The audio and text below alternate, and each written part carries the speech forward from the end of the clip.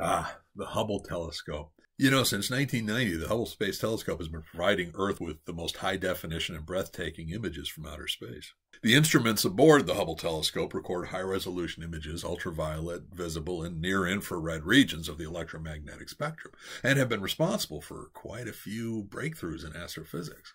So what's next for astronomy?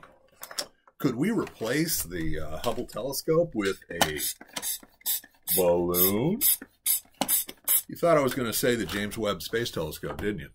It sounds crazy, right? But scientists have come up with SuperBIT, which uses a superpressure balloon-borne imaging telescope. Okay, really, it's a helium balloon the size of a football field, to hover 25 miles above Earth's surface. And it can stay there for months at a time.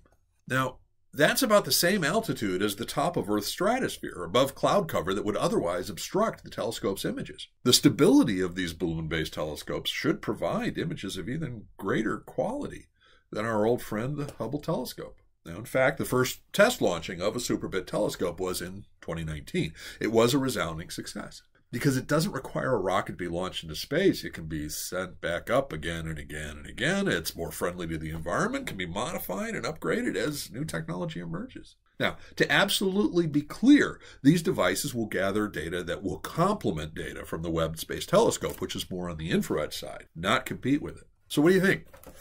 Are balloons the wave of the future for astronomy? Or is this idea just full of hot air? Okay, technically those are full of helium, but let me know in the comments below. I didn't do it.